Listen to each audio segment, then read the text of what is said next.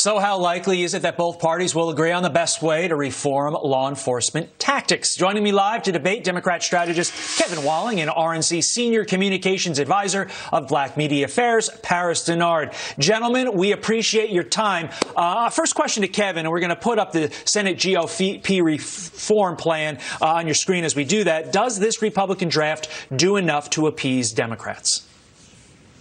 Sure, I hope so. I think it's important to see where the Republicans come down on this issue. Of course, they're introducing it as early as Wednesday to the floor. And I think, as you saw last week with Democrats introducing their police overhaul bill in the House, I think it's important to see where both sides are and to see where there are points of agreement. The vast majority of Americans support a ban on chokeholds, police accountability, the ability to independently investigate issues, especially issues where black men are killed by police. This is something that, again, the vast majority of Americans support, and the majority of the Republicans in this country support as well. So, again, I think it's important to introduce these two bills, see where there's points of comparison, where we can negotiate and where we can move forward in terms of passing this bill. Paris, the Democrats have some additions they would like to add to this bill. We'll put those up on the screen right now. Do you think, though, the Democrats should be happy with just the Republican version? You know, at the end of the day, I believe that Democrats should be focused on working with the Republicans, working with Senator Tim Scott, and being on the side of this administration to get something done.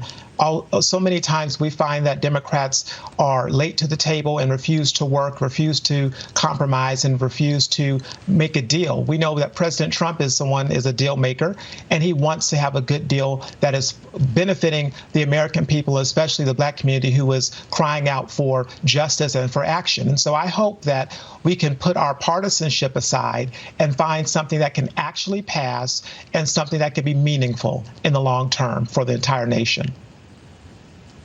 Okay, you both said hope this happens. One word answer to this question. Do we get a bipartisan movement here in the next couple of weeks? Paris?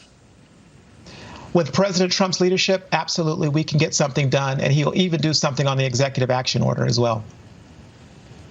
Kevin? With the vast majority of Americans wanting this, Republicans and Democrats, I think we will.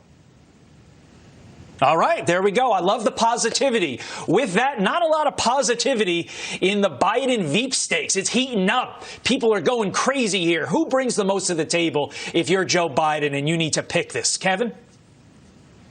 I think there's a number of great candidates that the campaign is looking at, especially women of color. Of course, it was very exciting, I think, as a Democrat to see the vice president in that debate announce that he would choose not just a woman to be his running mate, but also the first black woman to serve on the Supreme Court. The campaign has said that as early as August 1st is when they're going to announce. And it seems like they're already meeting with a number of the key contenders like Val Demings, the former sheriff and congresswoman from Orlando, of course, Senator Kamala Harris of California, Michelle Grisham-Lujan, the governor of New Mexico, right, is also the first Latina to be as part of this consideration. So, again, there are a number of really strong women, I think, that would balance out that ticket, that would appeal to suburban women, to urban women, to all the key voting blocks that we need in order to be successful just 5 months from now. Paris, last question to you. I thought Val Demings just seemed like a home run hit because it really takes away the law and order argument from President Trump to an extent. However, Black Lives Matter disagrees with me. They said Joe Biden would be an idiot if he picked Val Demings. What do you think about that? I think all this talk about the Democrat Veep stakes shows the weakness of their ticket, the top of the ticket, which is Joe Biden. And when you look at Congresswoman Val Demings, one of her main problems is the fact that she's out here supporting defunding the police. And that is not what the nation needs. That is not something that police departments need. That is not something that black communities need at this time. The majority of Americans are against it, and any person that Joe Biden picks is going to have to answer to his long racist record, especially the 1994 crime bill and the incidents with Tara Reade. So that makes it very complicated and very difficult for any woman, especially a woman of color. We will see. Allegedly, we're going to hear by August 1st who the nominee or the VP nominee is. Looking forward to it. Guys, thanks so much. Kevin and Paris, we appreciate your time. Thanks, Todd. Jillian, Good to see over you. to you.